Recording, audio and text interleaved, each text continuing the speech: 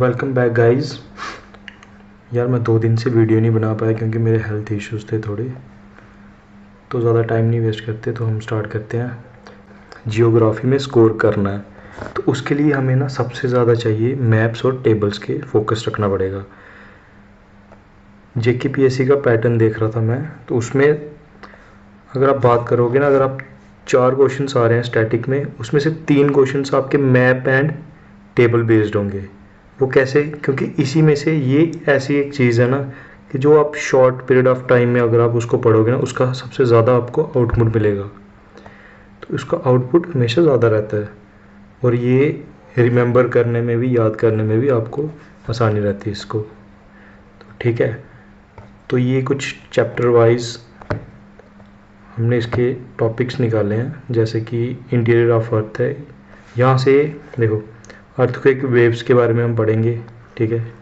Shadow Jones क्या होते हैं, इंटीरियर्स क्या होता है, डिसकंटिन्यूटी क्या होती है, ठीक है। ऐसे ही करके ना सारे चैप्टर्स का ये इतने टॉपिक हैं, ठीक है। अगर आप ये पढ़ जाओगे ना तो एक साइड पूरी बुक रहेगी और एक साइड ये टॉपिक्स, तो मैं आपको गारंटी दे सकता हूँ आपके मोस्टली क्वेश्चंस आपके सही रहेंगे। तो ठीक है, हम स्टार्ट करते हैं। इंटीरियर ऑफ अर्थ चैप्टर ये स्टार्ट करते हैं, ठीक है। तो सबसे पहले हमारा टॉपिक है अर्थक्वेक वेव्स। तो अर्थक्वेक वेव्स तो सबको पता होगा ना क्या होती है। जैसे अर्थ शेक करेगी तो वहाँ से जो एनर्जी रिलीज होगी, ठीक है, तो जो एनर्जी रिलीज होगी तो वो क्या करेगी, ट्रैवल करेगी टू ऑल डायरेक्शंस, ठीक है, सभी डायरेक्शंस में वो ट्रैवल करेगी। तो जो हमारी एनर्जी रिलीज होगी और उससे जो इम्पैक्ट पड़ेगा, जो हमें फील होगा, ठीक है, उसको हम बोलते हैं ऐसे सिंपल लैंग्वेज में अर्थक्वेक। तो आइए शुरू करते हैं। इसको थोड़ा हम ना अच्छे से पढ़ेंगे क्योंकि यहाँ से क्वेश्चंस आते हैं। तो सबसे पहले देखो, कुछ पॉइंट्स आपको याद रखने हैं। फोकस क्या होता है? तो फोकस क्या होता है कि जब एनर्जी हमारी रिलीज़ करती है ना, जिस पॉइंट पे हमारी एनर्जी रिलीज़ करती है, ठीक है, वो पॉइंट जो अर्थ के इंटीरियर रहेगा, ठीक है, इंटीरियर ऑफ द अर्थ, तो उस पॉइंट को हम बोलते हैं फोकस। तो इसी से मिलता जुलता एक पॉइंट होता है हमारा एपी सेंटर, ठीक है। एपी सेंटर क्या होता है कि जब एनर्जी हमारी अर्थ से सरफेस की तरफ आती है, जिस पॉइंट पे एनर्जी सरफेस में रिलीज होगी, ठीक है, वो पॉइंट को हम बोलेंगे एपी सेंटर। ये हमेशा फोकस के ऊपर होगा। जैसे ये देखो, आपको ये अर्थ है ना, तो यहाँ से इस पॉइंट से एनर्जी हमारी रिलीज हुई है, ये इंटीरियर पॉइंट है, ठीक है, यहाँ से एनर्जी हमारी रिलीज हुई, इसको हम बोलेंगे फोकस। तो जब यही एनर्जी हमारी अर्थ से सरफेस पे आएगी, अर्थ की, तो जब ये सरफेस पे आएगी ना, ये पॉइंट जैसे यहाँ पे सरफेस पे आई है, ठीक है, तो हम इसको बोलते हैं एपी सेंटर। तो एपी सेंटर हमेशा फोकस के ऊपर रहता है, अबव द फोकस रहता है ये, ठीक है। जो हमारी अर्थक्वेक वेव्स है ना, वो हमेशा नेचुरल होती हैं वो, ठीक है। लाइक ऐसा नहीं है कि कोई मैन मेड एक्टिविटी से, जैसे कि डैम हो गया, रिजर्वायर से पानी अगर हमने रिलीज़ किया तो वहाँ से जो शेक हुआ, उसको हम अर्थक्वेक भी नहीं बोल सकते, ठीक है, वो अर्थक्वेक नहीं है। ये earthquake waves all are naturals, ठीक है, सब नेचुरल होती हैं। तो ये याद रखना कि ऑल आर नेचुरल्स, ठीक है। तो कुछ स्केल्स होते हैं अर्थक्वेक वेव्स को मेज़र करने के लिए। सबसे पहले हमारे पास होता है सिस्मोग्राफ। ये क्या करता है, वेव्स की, जब हमारी वेव्स सरफेस पे आती है ना, उसको रीड करता है, सरफेस पे आने के बाद रीड करता है, ठीक है। सिस्मोग्राफ, सिस्मोलॉजी जैसे होता है ना कि सरफेस की स्टडी, तो सरफेस वेव, जब हमारी वेव्स सरफेस पे आती हैं तो उसको करता है ये रीड, ठीक है, सरफेस वेव्स को रीड करता है ये सिस्मोग्राफ। मॉडिफाइड मर्कैली स्केल, ये क्या करता है, अर्थक्वेक की इंटेंसिटी को मेज़र करता है, राइट, कि कितना इंटेंस रहेगा अर्थक्वेक, उसको ये मेज़र करता है। इसके बाद हमारा होता है राइक्टर स्केल। ये क्या करता है, ये अर्थक्वेक के मैग्नीट्यूड को मेजर करता है।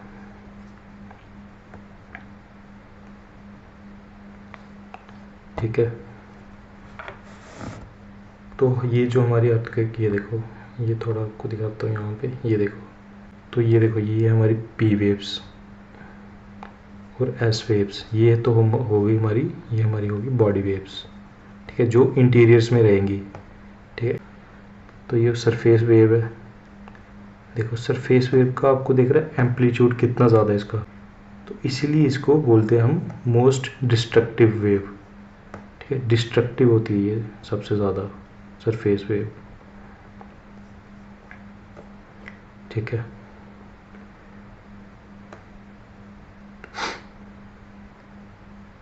अभी मैं आपको दिखाऊंगा कि ये क्यों डिस्ट्रक्टिव होती है। ठीक है, तो हम बात करते हैं वेव्स के टाइप्स की। तो दो टाइप्स की वेव्स होती हैं, एक होती है बॉडी वेव, दूसरी होती है सरफेस वेव।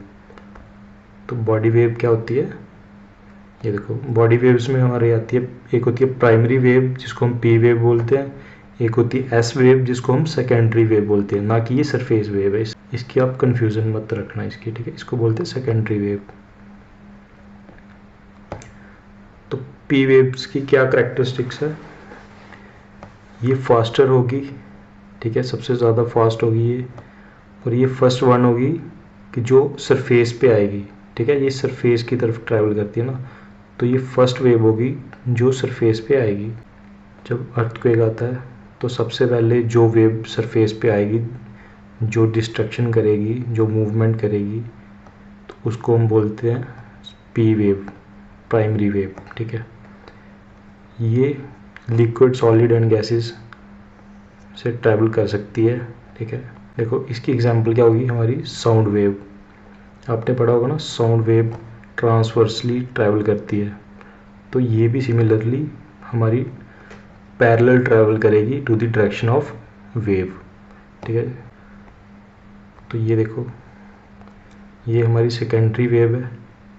सेकेंडरी वेव क्या करेगी, थोड़ा टाइम लेगी। ठीक है, क्योंकि ये सेकेंडरी है ना, देखो वर्ड से पता चल रहा है कि सेकेंडरी है, तो ये थोड़ा टाइम लेगी। ठीक है, ये सिर्फ सॉलिड से ट्रैवल कर सकती है, ना कि लिक्विड और गैसेस से। ठीक है, ये देखो मोस्ट इम्पॉर्टेंट पॉइंट, तो it helps in understanding interior of the earth. Deep गया ना, तो वो हमारा मैक्सिमम है 4 किलोमीटर। हमें कैसे पता चला कि अर्थ के बीच में कुछ जो हमारे मिनरल्स हैं, कुछ हमारे जो लाइक रिसोर्सेज हैं, वो कहाँ से हमें पता चलेंगे, हमें कुछ इनडायरेक्ट सोर्सेज से हमें पता चलेगा कि अर्थ के अंदर इंटीरियर उसका कैसा है, उसके कैरेक्टरिस्टिक्स कैसे हैं। तो वो one of the indirect source हमारा ये है सेकेंडरी वेव्स। सेकेंडरी वेव्स हमें हेल्प करेगा अंडरस्टैंड करने में कि अर्थ का इंटीरियर कैसा है, उसका कैरेक्टरिस्टिक्स कैसे हैं। ठीक है, तो ये याद रखना ये पॉइंट। तो ये ट्रैवल करेगी to the perpendicular to the wave direction. हमारी प्राइमरी वेव करेगी पैरेलल और सेकेंडरी वेव परपेंडिकुलर। देखो प्राइमरी वेव होती है ना, तो ये सिर्फ करती है पैरेलल ट्रैवल वेव डायरेक्शन के, बाकी सभी 3 वेव्स हैं जो वो सब परपेंडिकुलर ट्रैवल करेगी। ठीक है, तो ये देखो सेकेंडरी वेव के बाद हमारा है, तो ये देखो बॉडी वेव होगी, बॉडी वेव में पी और एस वेव होगी। इसके बाद है surface wave. Surface wave is the last to report on the seismograph. ठीक है, ये लास्ट रिपोर्ट होगी, ये सबसे लास्ट में आएगी सरफेस वेव, और it is the most destructive wave. Destruction करेगी सबसे ज़्यादा कोई वेव, तो ये सरफेस वेव करेगी। इसका एक रीज़न है, वो मैं आपको बताता हूँ। ये देखो, सरफेस पे आने के बाद क्या हुआ कि कुछ मटेरियल्स ऐसे होंगे कि जिसकी डेंसिटी ज़्यादा होगी, जिसकी अगर डेंसिटी ज़्यादा होगी ना, तो वेलोसिटी भी इंक्रीज़ होगी वेव की।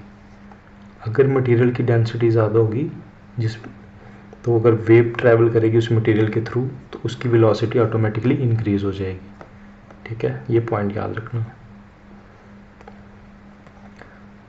सरफेस वेव में 2 वेव्स होती हैं, love wave and Rayleigh wave. जो लव वेव है वो सबसे ज़्यादा डिस्ट्रक्टिव होती है, हमारी love wave among all of the waves.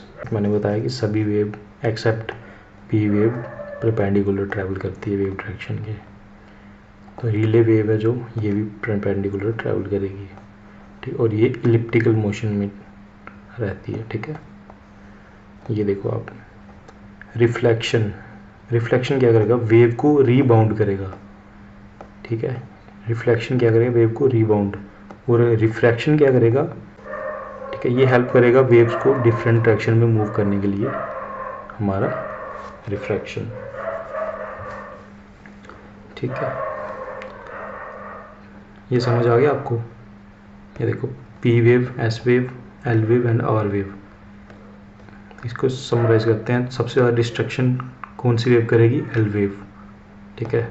और ये अगर एल वेव की जगह आपको आएगा बॉडी वेव और सरफेस वेव, तो सरफेस वेव करेगी। सरफेस वेव के अंदर कौन सी करेगी, एल वेव, ठीक है। तो ये पी वेव है ना, पी वेव पैरेलल ट्रैवल करेगी, बाकी सभी परपेंडिकुलर ट्रैवल करेंगी। एस वेव का मेन करेक्टरिस्टिक्स क्या है, अंडरस्टैंड करने में इंटीरियर ऑफ द अर्थ को, ठीक है। तो ये देखो अब इसके बाद हमारा ये है शेडो जोन्स। शेडो जोन्स कुछ नहीं होते, ये वो जोन्स होते हैं, वो एरियाज होते हैं अर्थ के जहाँ पे अर्थक्वेक जो वेव्स होती हैं उसकी हमें इम्पैक्ट नहीं पड़ता वहाँ पे, ठीक है। तो ये देखो जैसे पी वेव है ना, तो इसका शेडो जोन थोड़ा कम रहे। तो ये देखो 105 डिग्री टू 145 डिग्री के बीच में शेडो जोन बना है इसका। तो बाकी सभी जगह इसका इम्पैक्ट पड़ रहा है, ठीक है। बट इस एरिया में, इस 40 डिग्री एरिया में इसका इम्पैक्ट नहीं पड़ रहा, ठीक है। तो ये याद रखना 105 टू 145 डिग्री इसका शेडो जोन बनेगा, ठीक है। ये देखो एस वेव में क्या होगा, एस वेव में शेडो जोन सबसे ज़्यादा बनेगा, ठीक है। इस पूरे जोन में अर्थक्वेक का इम्पैक्ट नेग्लिजिबल होगा, ठीक है। शेडो जोन मतलब इम्पैक्ट नहीं होगा यहाँ पे। इसके बाद है हमारा इंटीरियर ऑफ द अर्थ। ये देखो आपको पता होगा लिथोस्फेयर किसको बोलते हैं। लिथोस्फेयर ये हमारा बनाता है किसको, क्रस्ट